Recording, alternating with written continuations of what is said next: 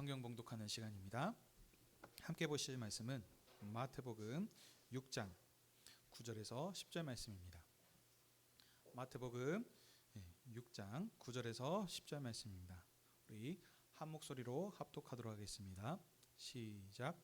그러므로 너희는 이렇게 기도하라.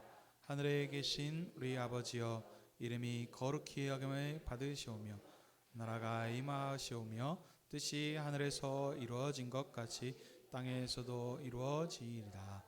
아멘. 자리에 앉아 주십시오.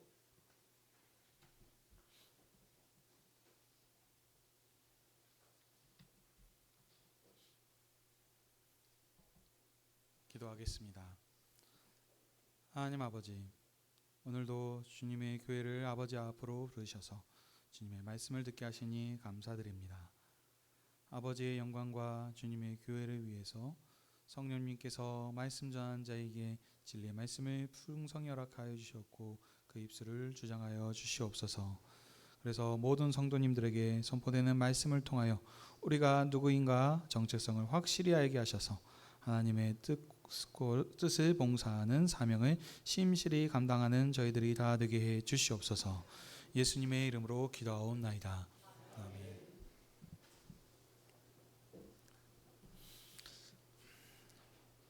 산상수훈으로 불리는 마태복음 5장, 6장, 7장은 예수님께서 갈릴리 산에 오르셔서 천국을 설립하시며 가르치신 말씀입니다. 천국 왕이신 예수님께서는 먼저 팔복의 말씀을 통하여서 너희들이 복이 있다 이렇게 8번의 복을 말씀하시면서 천국 백성의 정체성과 사명을 말씀하셨습니다. 그리고 이제 천국 율법을 말씀하시는데 구약의 모세 율법과 대조하시면서 하나님 아들의 권세로 이전의 모세 율법을 새롭게 선포하십니다. 그러므로 새로운 나라 백성인 천국 백성은 이전 방식인 모세의 율법을 지키는 것이 아니라 새로운 나라의 법인 천국 왕의 율법을 지켜야 합니다. 천국 율법의 핵심은 예수 그리스도 안에서 하나님을 아빠 아버지로 부르며 한 형제 자매 된 천국 백성은 우리 하나님 아버지께서 온전하신 것처럼 우리도 온전히 사랑하며 화해하는 법이 천국 율법의 핵심이 되겠습니다. 예수님께서는 6장에서 이제 천국 백성의 경건한 삶에 대해서 교훈하십니다. 천국 백성의 경건한 삶 중에서 특별히 구제, 기도, 금식, 제물 이렇게 4가지를 예로 들어서 구약 백성과 대조하시면서 천국 백성의 경건한 삶을 말씀하십니다. 천국 백성의 경건의 핵심은 1절에서 말하는 것과 같습니다. 6장 1절에 보시면 사람에게 보이지 않도록 하는 것입니다. 구약의 모세 율법은 어린아이 시대의 법으로서 사람에게 보이도록 하는 의입니다. 율법을 판단하도록 세운 제사장과 율법의 선생들에게 자신의 의를 보여야 합니다. 그래서 율법을 지킨 자로 판단을 받아야 이 사람은 의로운 자구나 라고 이렇게 얘기할 수 있었습니다. 자, 그러나 신약은 어린아이가 아니라 성숙한 어른의 시대입니다. 그러므로 더 이상 구약의 제사장이나 율법 선생에게 판단을 받을 필요가 없고 친히 우리를 보시는 하나님 앞에서 행하면 되는 것입니다. 구제도 그렇고 기도도 마찬가지입니다. 지난 시간 우리가 기도에 대해서 살폈는데 유대인들은 회당과 거리에서 사람에게 보이는 기도를 했고 이방인들은 중언부언하는 기도를 했습니다. 그러나 예수님께서 말씀하시길 천국 백성은 더 이상 사람에게 보이려거나 중언부언하지 말고 은밀한 중에 기도해야 한다 이렇게 말씀하셨습니다. 자, 은밀한 중에 이렇게 사람에게 보이지 말라라고 하니까 이 말을 또 왜곡해서 잘 들으시면 안 된다 그랬습니다. 사람에게 보이는 외식하는 기도가 잘못되고 거짓된 기도니까 하지 말라라고 이렇게 말씀하신 것이 아니라고 제가 말씀드렸습니다. 또 문자 그대로 은밀하고 개인적인 기도의 공간에서 기도해야 된다라고 하는 말씀도 아닙니다. 지금 이것은 옛 구약의 방식이 아니라 새로운 나라인 천국 백성의 경건을 살라라고 말씀하시는 것입니다. 구약의 방식은 보여주는 방식이었으니까 그 방식은 어린아이 시대 때 하는 거다. 그러니 더 이상 어린아이와 같은 방법으로 기도하지 말고 하나님께 친히 이렇게 하는 지금 새로운 지금 천국의 경건에 대한 방식을 지금 얘기하는 것입니다. 왜냐하면 신약의 천국 백성은 더 이상 종이 아닙니다. 그리스도 예수 안에서 하나님을 아빠 아버지로 부르는 아들이 되었습니다. 그러므로 우리의 아버지 되신 하나님께서 우리가 구하기 전에 그 아들의 필요들을 다 알고 계시기 때문에 우리는 어떡합니까? 이 친밀한 하나님 아버지를 신뢰함으로 기도해야 된다라는 이런 의미였습니다. 자, 정리하자면 천국 백성의 경건은 아버지 하나님과 아들로서 교제하는 거룩한 삶입니다. 주인과 종에 대한 주종 관계가 아니라 부자 관계, 아들과 아버지와의 관계로서 교제하는 거룩한 삶을 얘기하는 것이 천국 백성의 경건입니다. 그런데 이 아버지 하나님과 친밀히 교제하는 삶이 형제에 대한 사랑으로 나타나는 것이 천국 백성의 경건의 핵심이 되겠습니다. 아버지와 교제하는 그 삶만 그냥 아버지와 사는 것이 끝나는 것이 아니고 이것을 어떤다? 형제와의 사랑으로 나타내는 것이 천국 백성의 경건의 핵심이 되겠습니다. 자, 이 부분을 여러분들이 붙잡고 또 오늘 말씀을 보셔야 되겠습니다. 천국 백성의 기도에 대해서 말씀하신 예수님께서는 이제 9절부터 15절에 그러므로 너희는 이렇게 기도하라 라고 하시면서 천국 백성이 드려야 할 하나님과의 친밀한 교제의 기도가 무엇인지를 가르치십니다. 이것이 그 유명한 바로 주기도문이 되겠습니다. 자, 주기도문의 구조를 좀 먼저 살펴보겠는데요. 먼저 하나님의 이름을 부르고 그 다음에는 하나님에 대한 기도 3가지와 사람에 대한 기도 3가지, 그 다음에 마지막으로 찬양인 송영, 그리고 덧붙여진 죄 용서에 대한 경고로 되어 있습니다.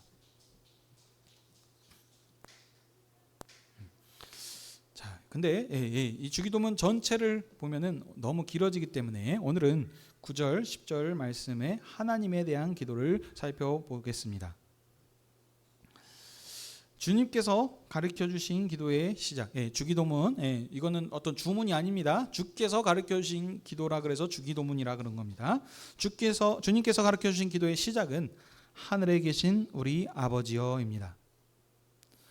우리는 하나님을 아버지로 부르는 일이 너무나도 익숙해져 있기 때문에 이 말씀이 크게 와닿지 않습니다. 그냥 당연한 소리인데 라고 이렇게 받아들이는 경우가 많습니다. 그런데 오늘 이 말씀을 들었던 이 천국 백성들을 입장에서 살펴보셔야 됩니다. 모세의 율법을 따라 살고 있었던 유대인들에게는 하나님을 아버지로 부르는 이 호칭이 굉장히 충격적이며 파격적인 말씀입니다.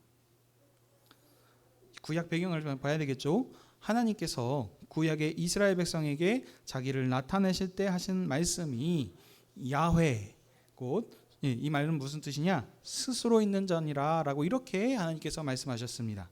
자, 이 의미는 원문에 가까운 의미를 살피면은 이건 나는 나다, 또는 나는 존재하는 자다라고 하는 뜻으로서 하나님께서는 자신을 세상에 존재하시는 그 신으로 스스로 존재하는 자이심으로 이렇게 자신을 나타내 보이셨습니다.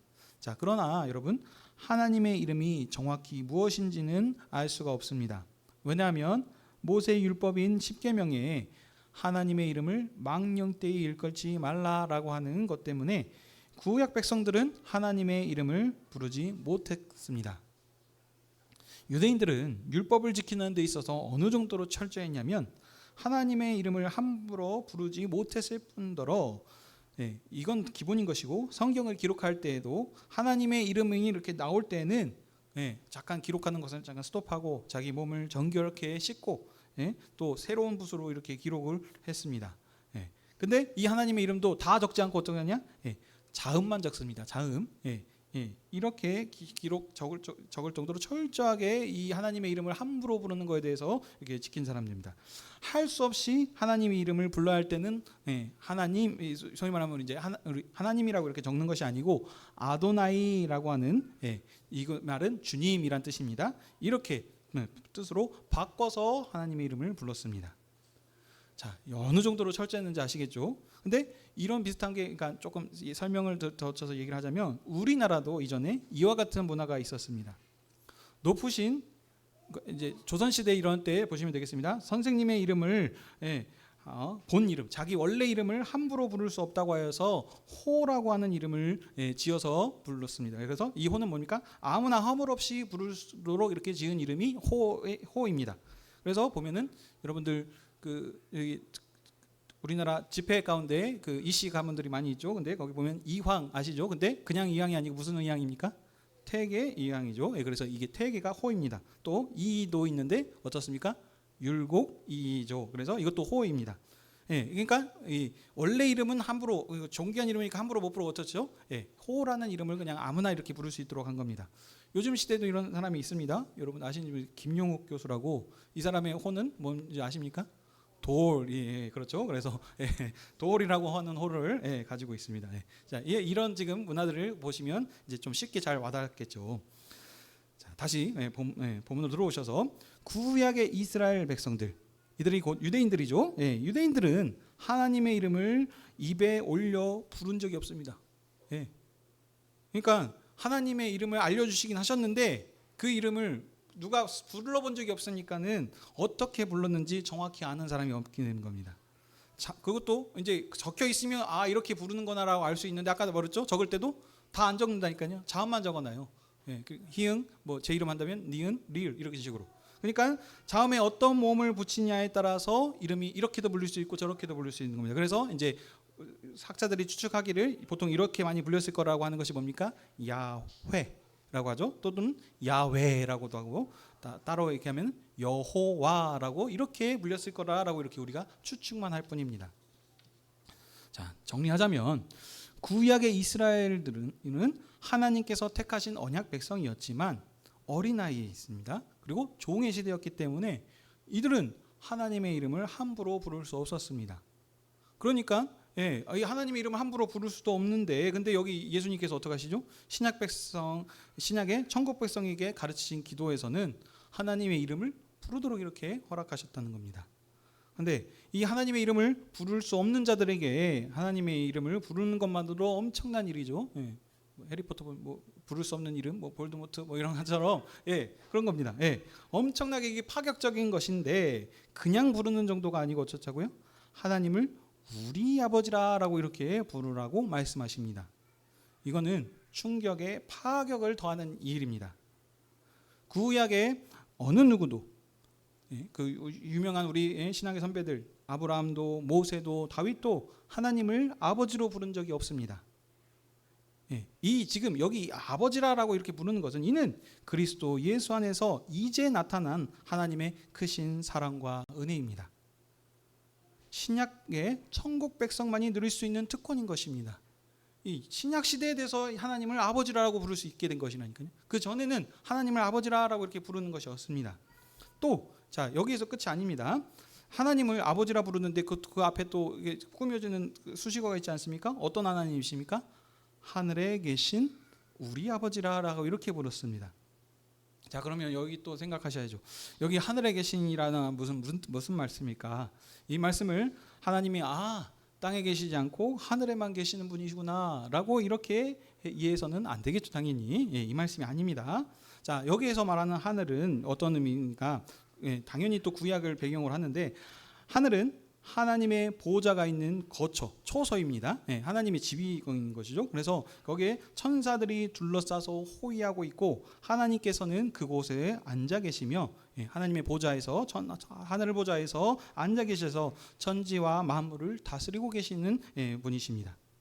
이처럼 이 만왕의 왕이시며 영광과 권세의 하나님께서 지금 하나님께 우리가 기도하면은 우리를 들으신다라고 얘기하셨는데, 여기에서 이 하늘에 계신 이 말씀이 또 이제 보셔야 되는데, 근데 구약을 배경으로 하지만 구약과 신약 백성에게 그 의미가 좀 다릅니다. 구약 백성은, 구약의 이스라엘은 하나님께 택함을 받아 부름받은 언약 백성이었지만 어린아이와 같은 시대였기 때문에 한계가 있었습니다. 하나님의 이름을 함부로 부를 수 없고, 하나님께서 그들에게 만나시고 임재하실 때도 보시게 되면은 어떤 식으로 나타나시냐, 우레와 천둥으로 불로 임하셔서 그들에게 말씀하시는 분으로 이렇게 얘기하십니다. 그래서 이들은 하나님의 원래 집은 하늘 보좌이신데 하나님께서 그들에게 찾아와 주셔서 이렇게 만나 주시는 게 어디입니까? 바로 예루살렘 성전입니다. 하나님을 그들은 만나기 위해서 예루살렘 성전으로 나와야 했었고, 거기서 하나님을 찾아뵙더라도 그냥 만나는 것이 아니죠. 휘장으로 가려져 있었고, 그래서 아무나 나갈 수가 없고 제사장을 통해서만 나갈 수 있었습니다. 이게 구약이었던 거죠. 그래서 구약 백성에게 하늘에 계신이라고 하는 이 의미를 그들에게 쓴다면, 이 표현은 높이 계시며 거룩하신 하나님이라고 하는 그런 의미로 이 구약 백성들은 이 하늘에 계신이라는 것을 이렇게 받아들인다는 겁니다. 한마디로 좀 쉽게 말하면 하늘에 계시는 위엄, 거룩한 위엄, 두려움이 좀 생각나는 이런 의미로 구약 백성들은 쓰였을 겁니다. 자, 그렇지만 여기에서 똑같은 하늘에 계신이라고 하는 표현이지만 이 신약 백성인 천국 백성에게는 완전히 그 의미가 다릅니다. 이에 비하면 신약은 예수 그리스도로 인하여서 이제 하늘에 계신 거룩하신 하나님 아버지께서 우리의 아버지가 되어진다라고 이렇게 말씀하지 않습니까? 하나님이 아들을 보내셔서 친히 우리와 함께 하시는 임마누엘의 하나님이십니다. 그러므로 하늘에 계신다는 것은 멀리 계시면서 두렵고 떨린다고 하는 그런 의미가 아니라 이제 우리 안에 거하셔서 친히 함께 거하시며 하시는 이런 친밀하고 친근한 아버지 하나님이라고 하는 뜻입니다. 정리하자면 하늘에 계신 우리 아버지의 뜻은 높고 멀리 계시며 거룩하시기 때문에 두려운 분이라고 하는 의미가 아닙니다. 영광의 하늘 보좌에서 천하 만물을 다스리고 계시는 이 권세의 하나님께서 우리 아버지가 되신다라고 하는 이런 친근한 그런 지금 표현인 것입니다.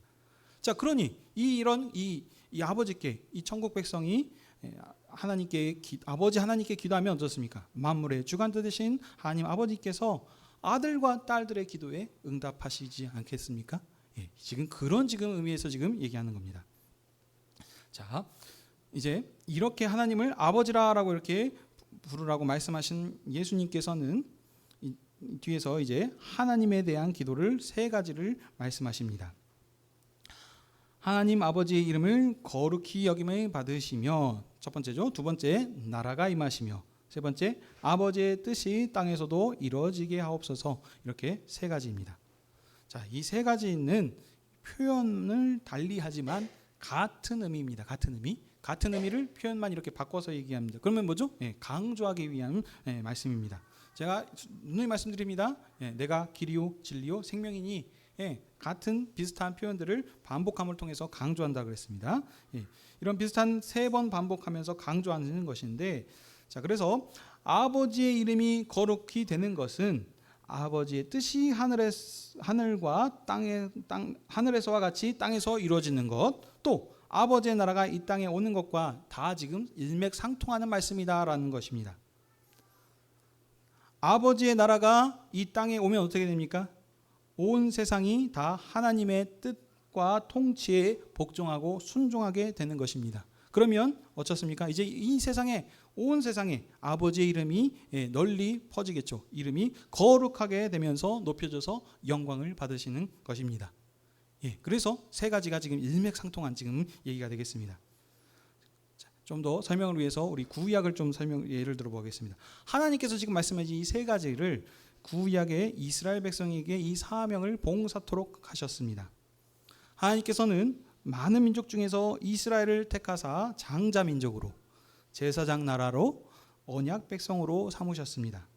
하나님께서 그들을 택하시고 부르신 것은 그들의 조상인 아브라함과 하신 언약에 따라서 그들에게 약속의 땅인 가나안 땅을 주시기 위해서입니다.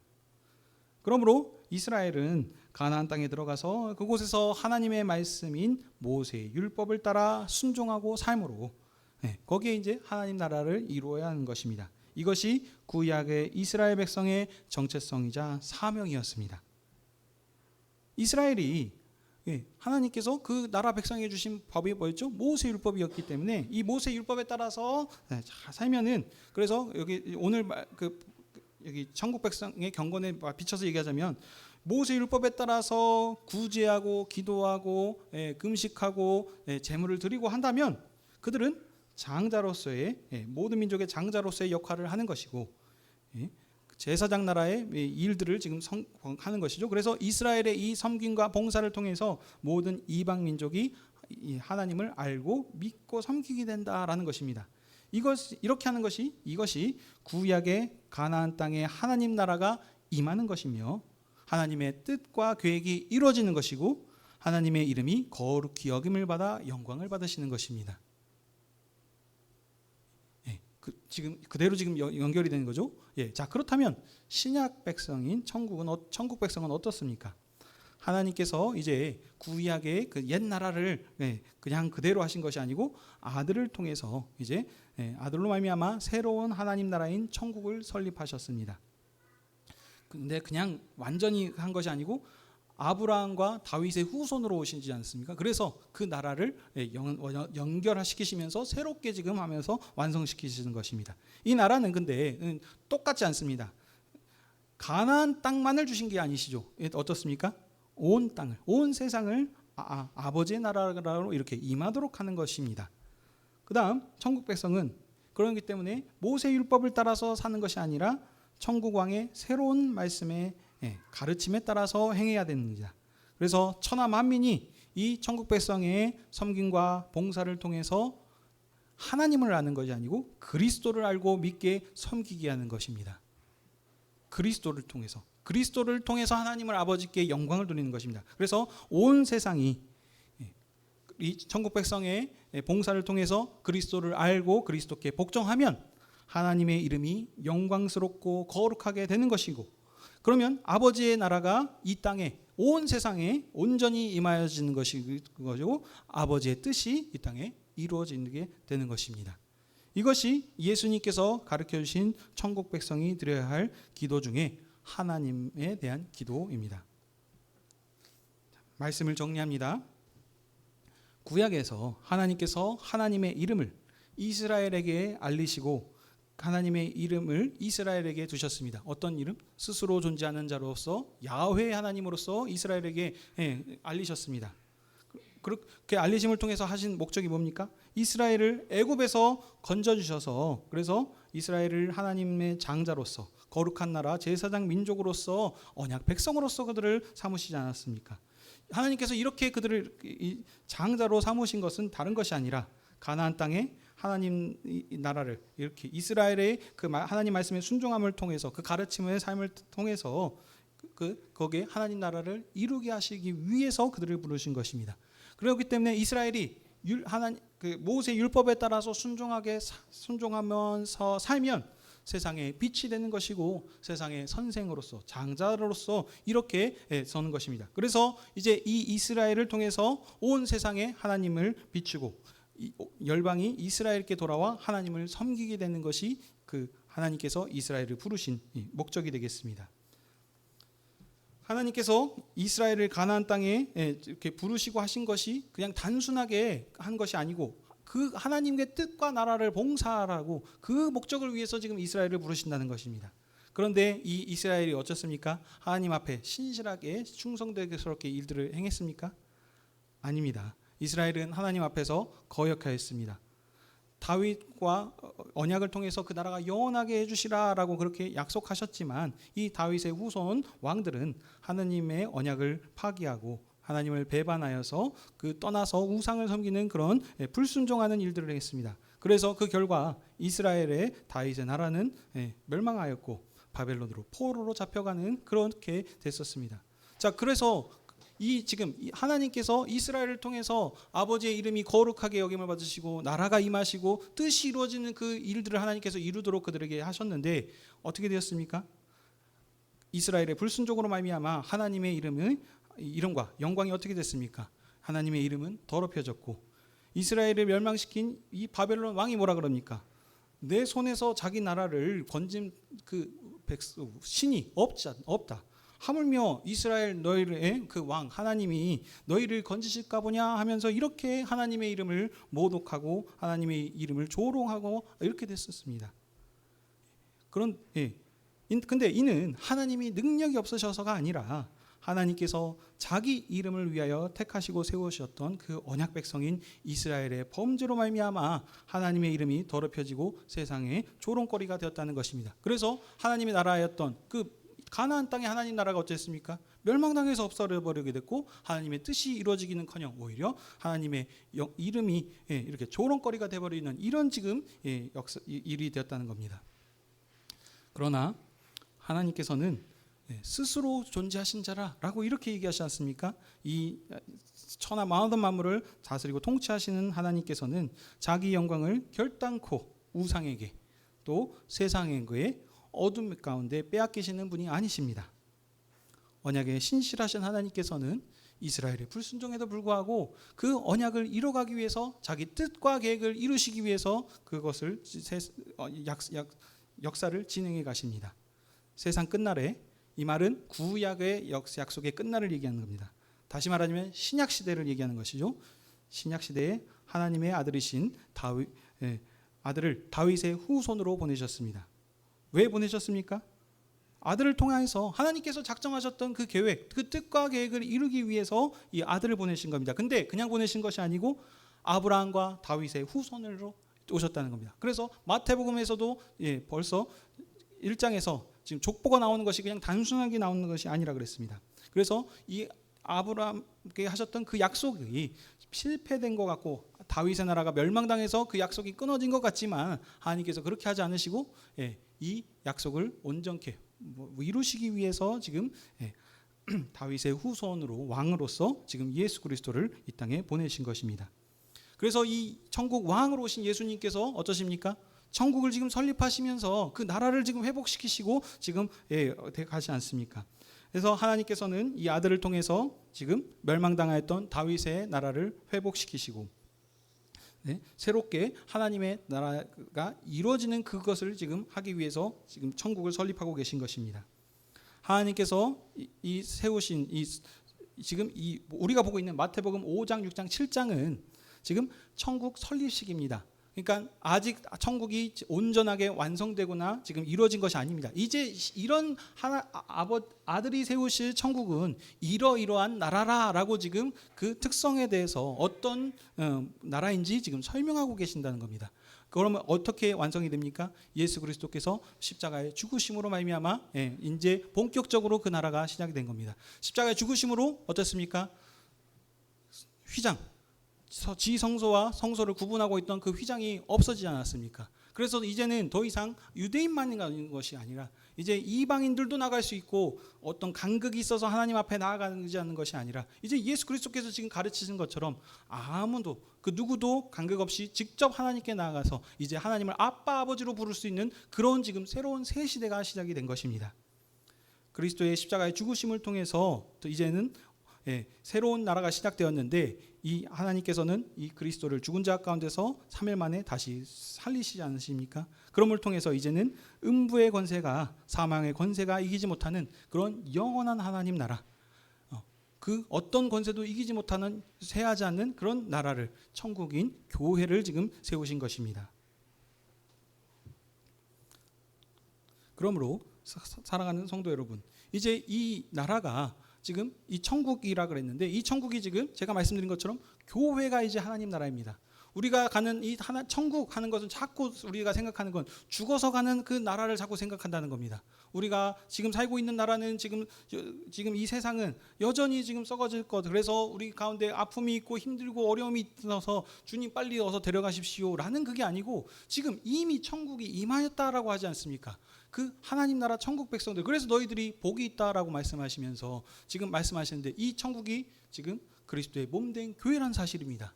여러분들 교회, 우리가 곧 천국인 사실을 믿으시길 바랍니다.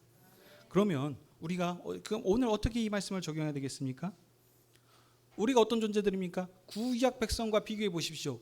그들은 하나님의 이름을 함부로 부를 수 없는 그런 자들 아니었습니까? 근데 이제 이 천국 백성인 교회는 하나님을 아빠 아버지로 부를 수 있는 특권이 있습니다. 이것은 지금 역사 가운데서 이런 지금 권세를 가지고 있는 자들이 없습니다. 오직 교회만이 하나님을 아버지라고 부를 수 있습니다. 천사들도 하나님을 아버지라고 부르지라고 한 적이 없습니다.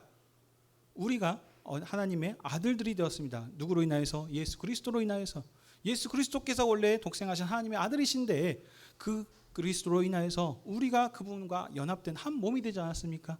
그래서 이제 우리가 양 아들, 양 딸들이 된 것입니다. 그래서 이제 우리가 하나님을 아빠 아버지라 부르는 이런 지금 새로운 지금 관계 가운데 친밀하게 우리를 이렇게 품어주지 않으십니까? 그런데 여전히 지금 우리는 그런 옛 방식으로 기도해서는 안 된다는 겁니다. 옛 방식의 경건으로서 누구에게 보일까, 어떻게 확인받을까라고 하는 그런 기도가 아니라 하나님 아버지를 신뢰함으로 아들을 내어주시기까지 우리를 사랑하여 주셨는데 그 하나님께서 하물며 우리의 어떤 연약한 부분들을 위해서 어떻게 하실까? 이렇게 걱정한다는 것 자체가 지금 잘못되고 하나님을 아버지로 지금 인식하지 못하고 있다는 그런 것입니다.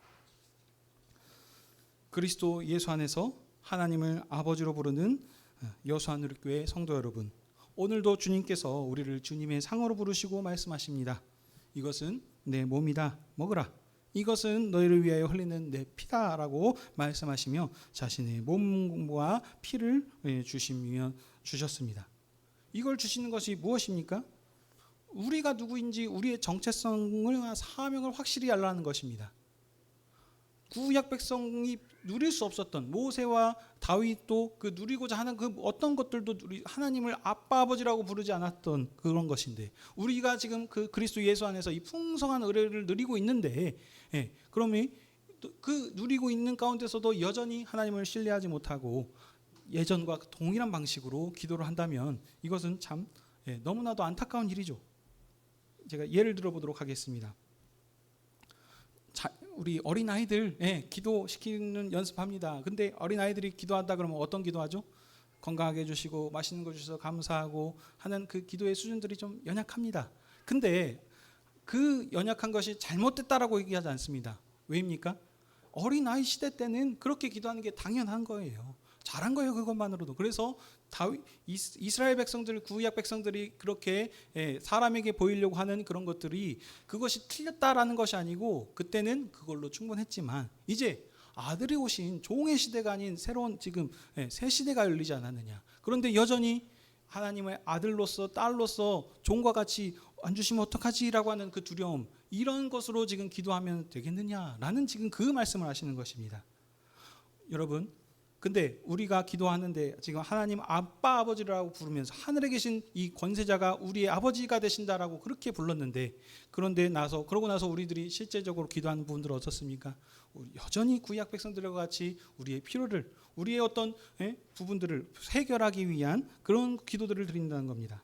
근데 그런 것이 아니고 예수님께서 우리 주기도문으로 가르쳐 주지 않습니까? 하나님의 이름을 부른 후에 기도한 기도가 아버지 하나님에 대한 기도입니다. 어떤 기도요? 아버지의 나라가 뜻이 이 땅에 이루고 이름이 거룩하기 위한다라고 하는 이 기도를 드렸습니다.